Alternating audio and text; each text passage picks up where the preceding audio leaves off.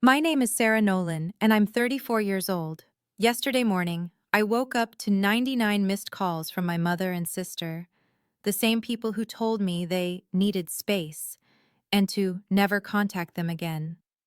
That was the message they sent on my birthday. My sister even hearted it. What they didn't know was that I sign every check in this family. They didn't know that the mansion they live in, the cars they drive, the credit cards they swipe, all of it flows through my hands until I made it stop. Before I tell you what happened next, please take a moment to like and subscribe, but only if you genuinely enjoy this story. And I'd love to know, where are you watching from and what time is it there? Let me take you back to how it all started. Growing up, I was the invisible daughter. Not in any dramatic way. I wasn't locked in a basement or denied food. It was subtler than that. My mother simply looked past me. Every room I entered, her eyes would scan for my younger sister Jessica first. Every conversation circled back to Jessica's needs, Jessica's dreams, Jessica's problems. I became the fixer, the quiet one who handled things. When Dad passed away 10 years ago, I was 24 and fresh out of business school. The company, Nolan Properties, was drowning in debt. Mom didn't know what to do. Jessica was 19 and more interested in shopping than spreadsheets. So I stepped up. I restructured the loans, renegotiated contracts, worked 60-hour weeks until Nolan Properties wasn't just surviving, it was thriving. Now I'm the CFO. On paper, that sounds impressive. In reality, it means I transfer $8,000 into Mom's account every month. Another $3,500 to Jessica. I pay for the house they live in, the cars, the vacations, the spa days. Not once has anyone said thank you. The only calls I get from Mom are when the money's late. 2 days delayed last month because I was closing a major deal. She didn't ask how I was. She asked why the transfer hadn't come through. "Your sister needs it for her trip," she said. No hello. No how are you. I remember the last time someone in my family acknowledged my birthday. I was 12. Dad made me a chocolate cake with too much frosting. He wrote, "Happy birthday, my little CEO," in crooked letters. That was 22 years ago. Dad's been gone for 10 of them. And every year since, my birthday passes like any other day. At least that's what I thought this year would be. 3 weeks before my birthday, I discovered something that should have been impossible. It was an accident.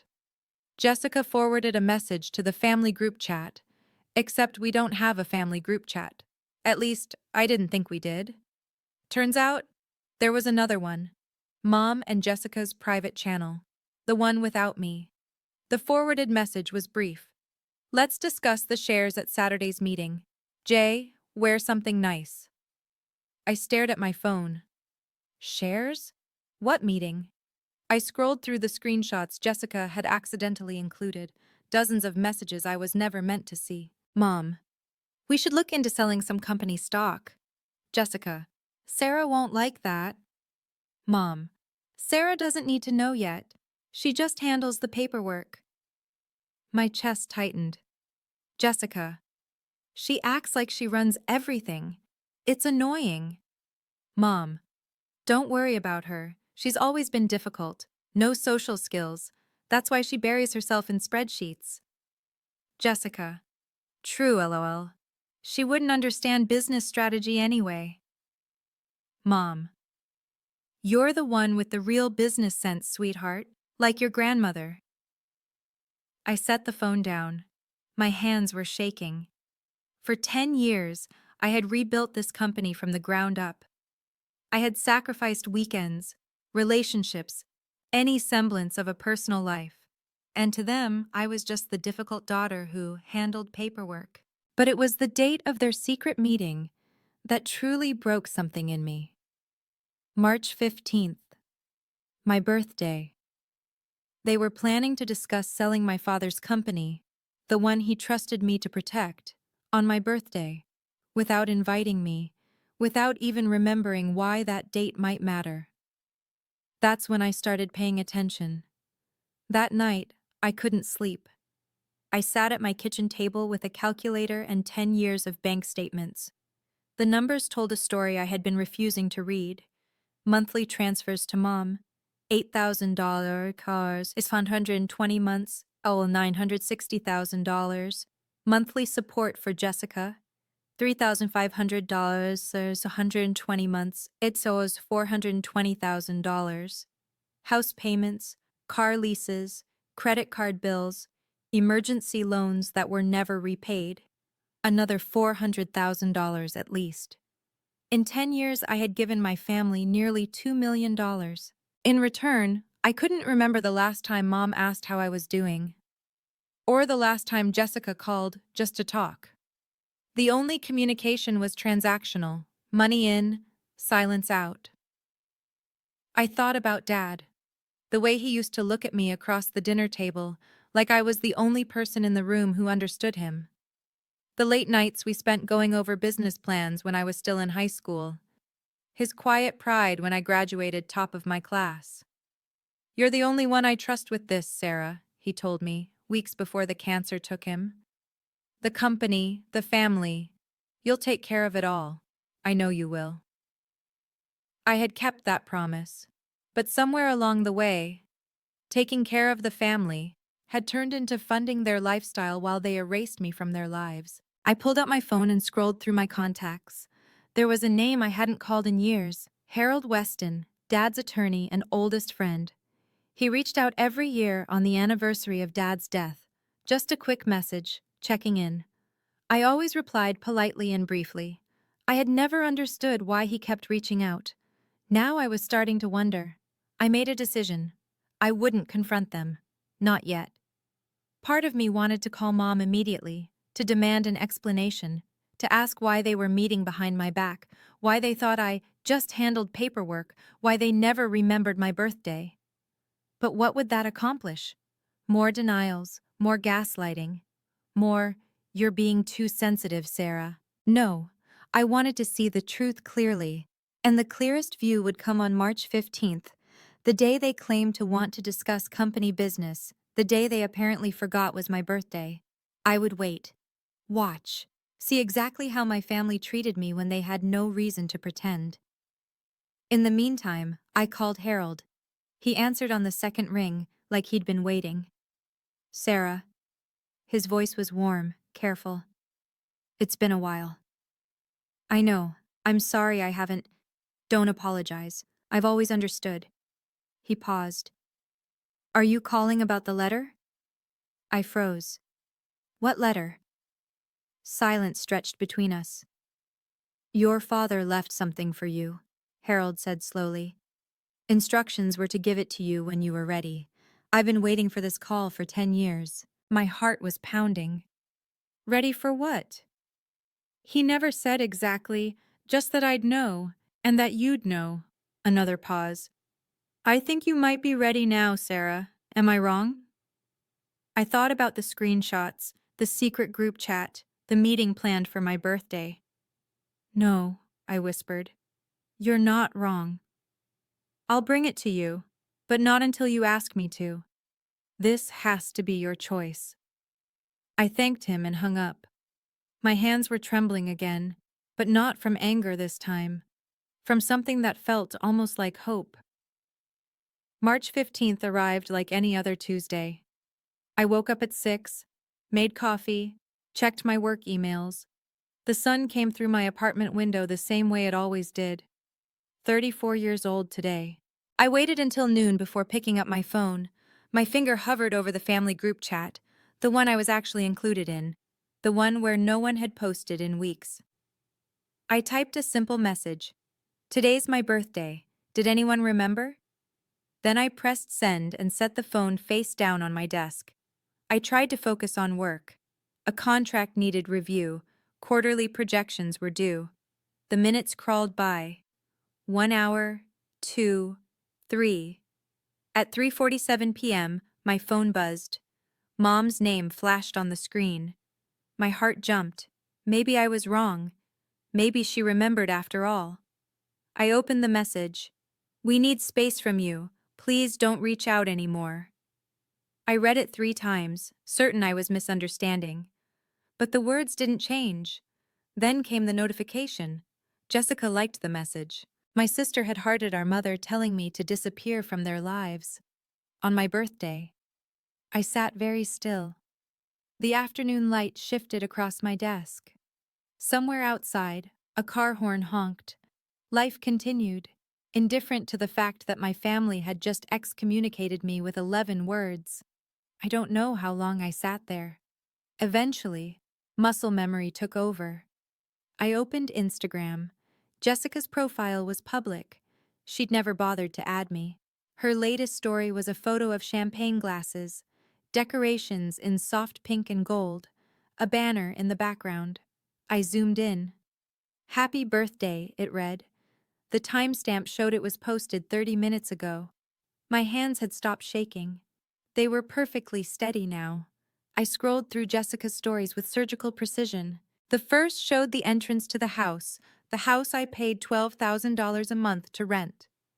Pink balloons framed the doorway. A valet was parking a Mercedes.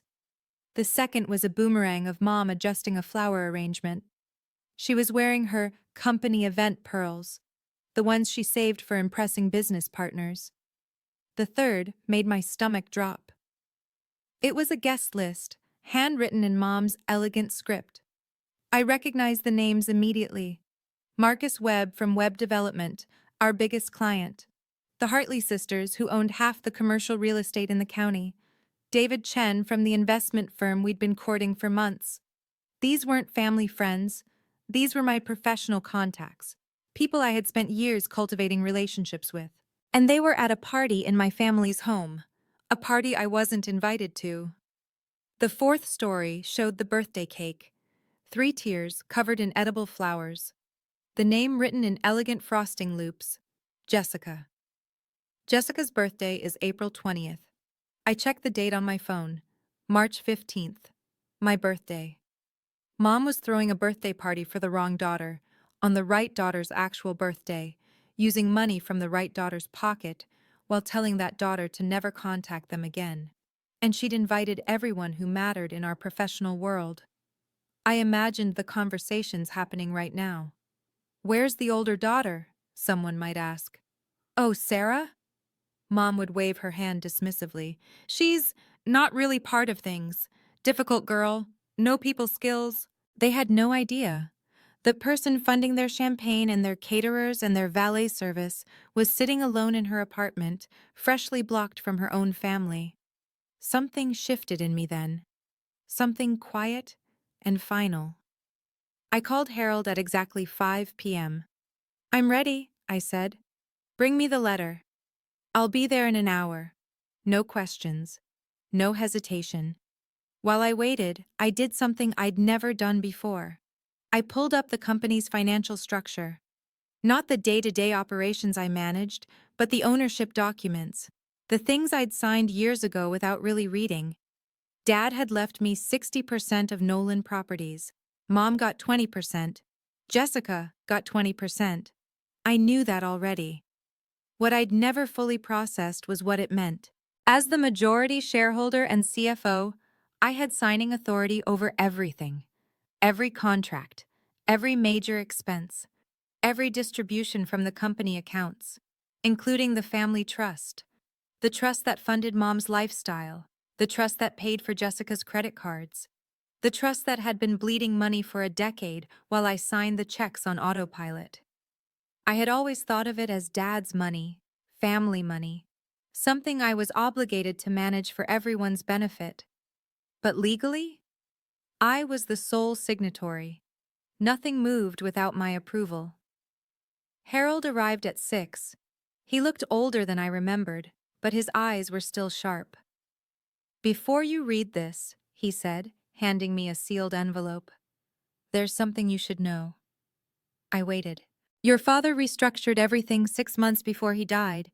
He knew your mother would—" He paused, choosing his words. "He knew Patricia would favor Jessica. He saw it even then. Why didn't you tell me sooner?" "He made me promise to wait until you came to me," Harold's voice was gentle. He said you needed to see it for yourself. Otherwise, you'd never believe it. I looked at the envelope in my hands. Dad's handwriting on the front.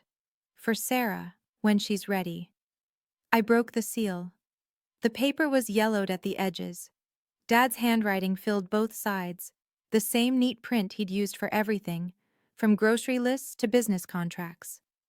My dear Sarah, it began. If you're reading this, it means what I feared has finally happened. Your mother and sister have pushed you far enough that you've started asking questions. I'm sorry it took this long. I'm sorry I couldn't protect you better. I've watched the way Patricia looks at you since you were small. The way she compares you to Jessica, always finding you lacking. It breaks my heart because I know the truth. You are the strongest person in this family, the most capable, the most loyal. But strength isn't the same as being valued.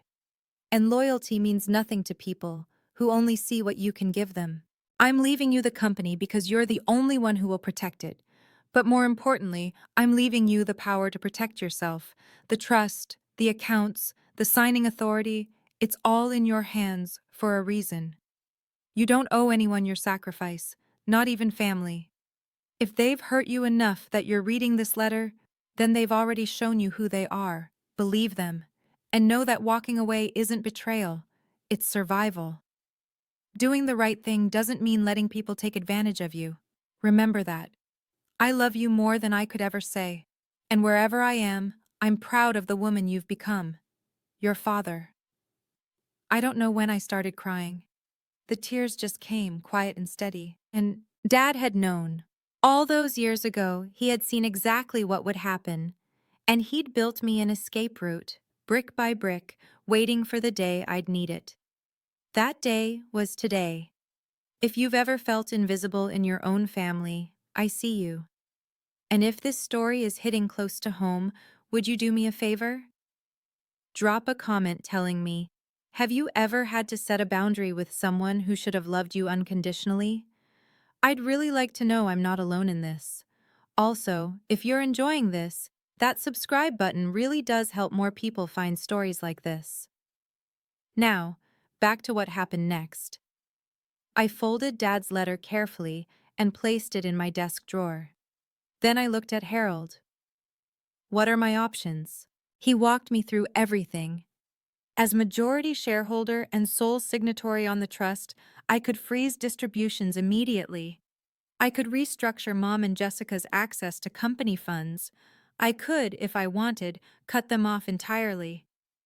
But that's not what you're planning, Harold said. It wasn't a question. No. I stood and walked to my closet. I'm going to that party. Harold's eyebrows rose.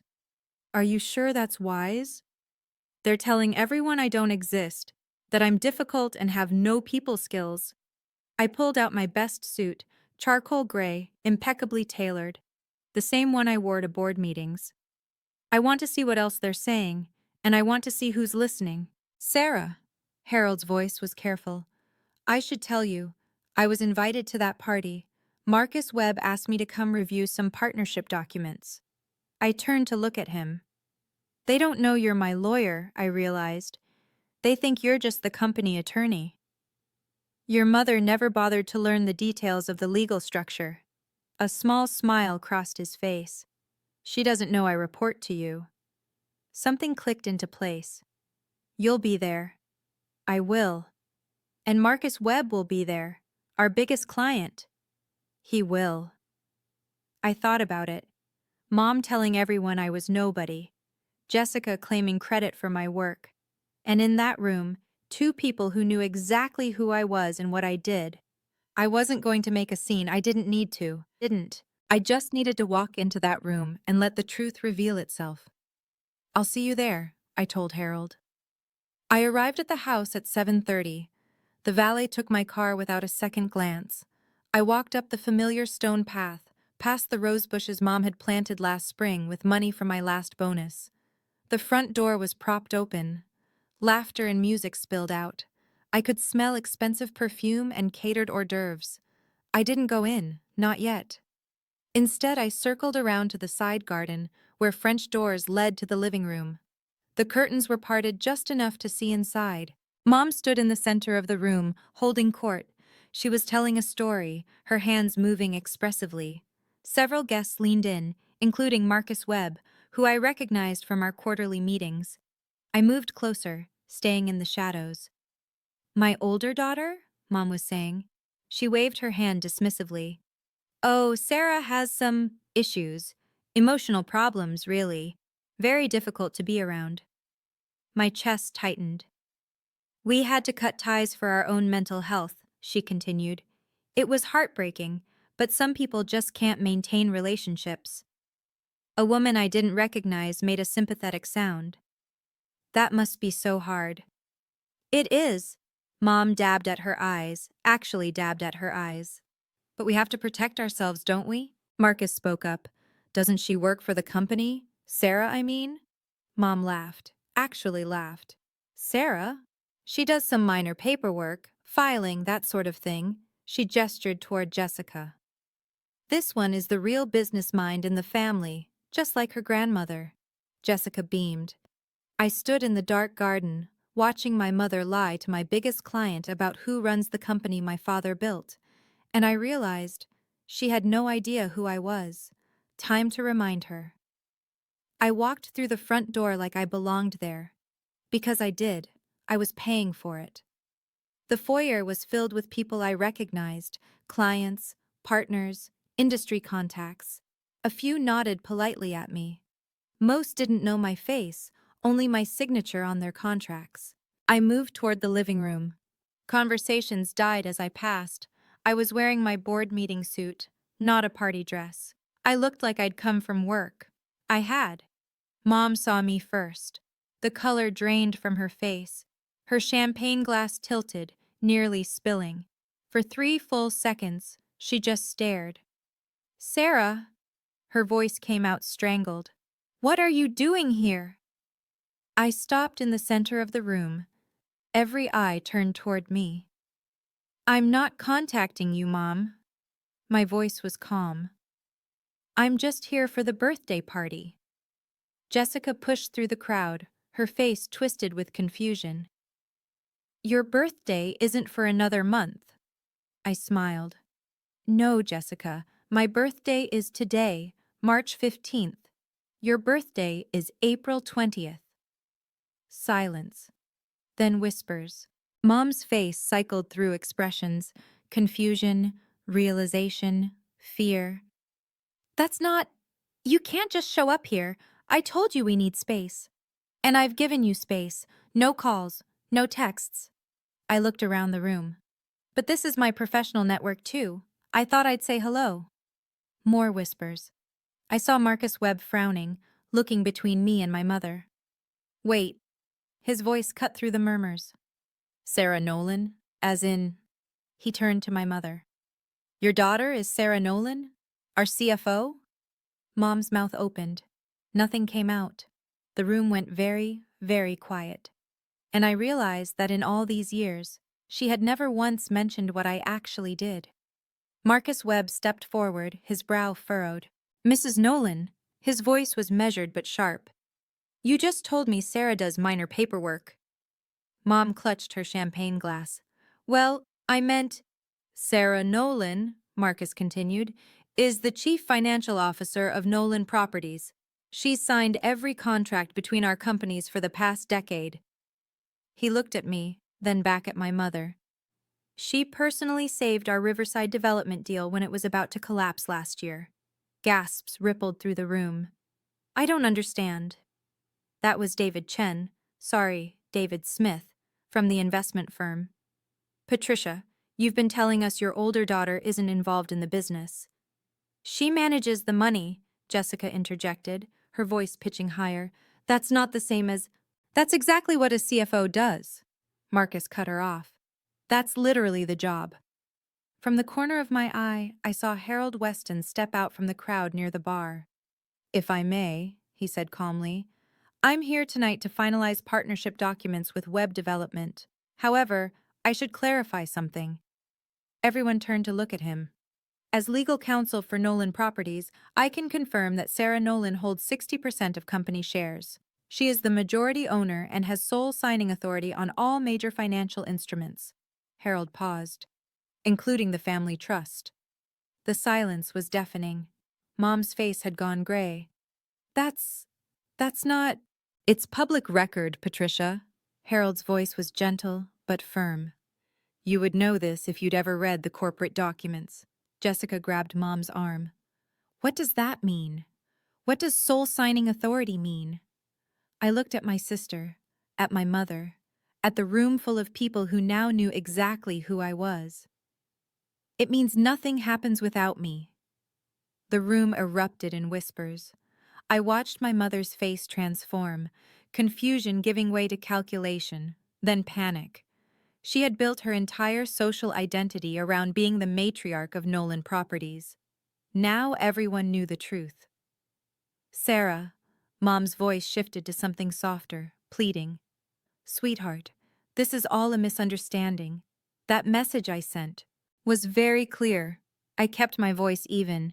You said you needed space. You said not to reach out. I didn't mean... And Jessica hearted it. My sister flinched. I thought... You thought what, exactly? I asked. Jessica's mouth opened and closed. Around us, guests pretended not to stare while absolutely staring. Mom tried a different approach. Tears welled in her eyes. It's been so stressful, darling. You know how overwhelmed we've been. We weren't thinking clearly. You were thinking clearly enough to throw Jessica a birthday party 5 weeks early. I gestured at the decorations. On my actual birthday. More whispers. Someone near the back actually gasped. That's not... Mom looked around desperately. The caterers made a mistake with scheduling. We had to... The banner says, Happy Birthday, Jessica, Mom. My voice stayed calm. The cake says Jessica. This wasn't a scheduling error. Marcus Webb cleared his throat. I think I should go. He caught my eye. Sarah, I'll call your office tomorrow. We should talk. Others began to follow. The party was emptying, guests making hurried excuses. I watched my mother's carefully constructed world crumble in real time.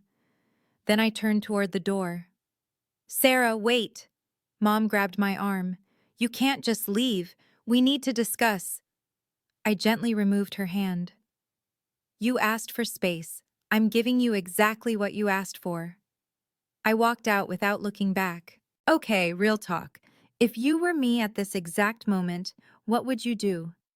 Would you walk away like I did, or would you stay and say more? Tell me in the comments. I genuinely want to know how you'd handle this. And hey, if you haven't subscribed yet, now might be a good time. We're getting to the part where everything falls apart for them. Here's what happened next. I drove home in silence. No music, no podcasts. Just the quiet hum of the engine and the streetlights washing over my windshield. I didn't feel triumphant. I didn't feel vengeful. I felt tired and strangely peaceful. When I got home, I poured myself a glass of water and sat at my desk. I had work to do. First, I called the bank. The family trust had a standard review clause. Any signatory could request a temporary freeze pending evaluation. I exercised that right. How long will the review take? The account manager asked. As long as necessary, I said. Please process the hold immediately. Next, I emailed Harold a list of action items. Review all financial access for Patricia and Jessica Nolan. Audit distributions over the past 12 months. Prepare documentation for a formal restructuring of trust disbursements. Nothing illegal, nothing vindictive, just boundaries. Finally, I opened my phone settings. I found Mom's contact and pressed block, then Jessica's, then the group chat. They had asked me not to contact them. I was simply making sure I couldn't. I set my phone on the nightstand and lay down. For the first time in years, I didn't check my email before closing my eyes. I didn't worry about whether someone needed something from me. The ceiling was dark and still. My apartment was quiet. I thought about Dad's letter. Walking away isn't betrayal, it's survival. I wasn't walking away from my family. I was walking away from a version of myself that let people treat me like an ATM with a heartbeat. That night, for the first time in 10 years, I slept through until morning. No phone buzzing, no emergencies, no one needing anything, just silence. It was the best birthday present I'd ever given myself. I woke at 7 to sunlight and birdsong. For a long moment, I'd just lay there. No anxiety, no dread. My body had forgotten what it felt like to wake up without tension. Then I remembered. My phone was blocked. I unblocked the numbers just to check. 99 missed calls. The counter had maxed out. 47 voicemails. I scrolled through the call log. Mom's cell. Jessica's cell. Numbers I didn't recognize, probably their friends' phones when they realized they'd been blocked. The voicemails started panicked and escalated from there. 8:47 p.m. Sarah, this is ridiculous. Call me back immediately. Mom's voice, clipped and angry. 10:15 p.m. The credit card isn't working. What did you do? Jessica, shrill. 11:30 p.m. Sarah, whatever point you're trying to make, you've made it. Now fix this. Mom again, less confident. 2:00 a.m. Please, please call us back. We need to talk about this. Jessica, crying. 6:15 a.m. Sarah, the bank says the trust is frozen. They won't tell us anything, please. Mom's voice cracked. Please, sweetheart. I set the phone down. My email held more of the same. All caps from Jessica. You can't do this. This is family money. A longer message from Mom, switching between accusations and pleas. I don't understand why you're punishing us. We love you. This is cruel. Please just call. At the bottom of my inbox, a different name, Marcus Webb. Sarah, I didn't know your family situation, and it's not my business, but I want you to know, my trust is with you, not them. Let's talk this week about moving forward. You have my full support. I read his email twice. Then I closed my laptop, made coffee, and watched the morning light fill my apartment. They would survive, but they'd have to do it without me. The next few days brought the reality home. Harold called with updates. The trust freeze meant all automatic payments had stopped. The landlord of Mom's rented mansion, my rented mansion, had received a declined payment notification. He'd called Patricia directly, confused. She tried to tell him it was a bank error, Harold said. He's giving her 30 days. Jessica's credit card had been declined at the spa where she tried to book a recovery day after the party disaster. Then at her favorite restaurant, then at the gas station. Her car lease payment bounced. The dealership sent a notice. They're realizing, Harold said quietly, that everything they have flows through your signature. I felt no satisfaction hearing this, only a strange, hollow calm. What about the business partners? I asked. The ones who were at the party? Marcus Webb called this morning. He wants to strengthen your partnership agreement. Says he's more confident in the company now that he knows who's actually running it. I almost laughed. Almost. The Hartley sisters sent flowers to your office with a note apologizing for believing Patricia's stories about you. They sent me flowers?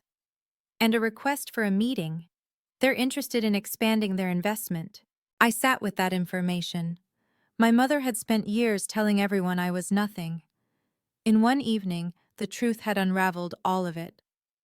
Harold, I said, I don't want to destroy them. I just want to stop being used. I know. His voice was kind. Your father knew that too. That's why he set things up this way. You have the power to protect yourself without having to hurt anyone. Then let's figure out a sustainable arrangement, something fair. I'll draw up options. I thanked him and hung up. Fair. That was all I'd ever wanted. Mom showed up at my office 4 days after the party. My assistant buzzed me with barely concealed alarm. Ms. Nolan, there's a woman in reception. She says she's your mother. She's upset. I closed my laptop. I'll handle it. I walked to the lobby myself. Mom was standing at the reception desk, her makeup smudged, her designer blouse wrinkled like she'd slept in it. "Where is my daughter?" she was demanding. "I need to see my daughter right now." The receptionist looked relieved when she saw me. "Ms. Nolan." "It's fine, Rachel. I've got this." Mom spun around. For a moment, her face crumpled with something like hope. "Sarah, thank God, we need to talk. This has all been a terrible—" "Not here." I kept my voice low and professional. "This is my workplace." "Then come outside. Come home. Please. We're family." "You told me not to contact you." "I didn't mean it." Her voice rose. Heads turned throughout the lobby. "You know I didn't mean it. We were just stressed. Jessica was pressuring me. It wasn't—" "Jessica pressured you to forget my birthday?" I asked quietly. "Jessica pressured you to throw her a party on my birthday? Jessica pressured you to tell everyone I do minor paperwork?" Mom's mouth worked silently. "If you want to talk," I said, "you can make an appointment through my assistant, like anyone else." "I'm your mother." I looked at her, really looked. The desperation in her eyes, the fear. 10 years ago, I would have rushed to comfort her, would have apologized for causing trouble, would have fixed everything to make the tears stop. Not anymore. "I know you are," I said, "but I'm also a person, and people deserve basic respect." I turned and walked back to my office. She didn't follow. Jessica's world collapsed faster. I heard about it through mutual acquaintances, then through her increasingly desperate LinkedIn messages. My personal number was still blocked. The European vacation she'd booked was canceled. Her card declined at the travel agency. Her friends started asking questions. Word had spread about the party. "Your sister is the CFO, but you said she just did filing." Her boyfriend, Tyler, a personal trainer who'd never held a job longer than 6 months, packed his bags when he realized the credit card gravy train had stopped. "I thought you had family money," he said on his way out. "This isn't what I signed up for."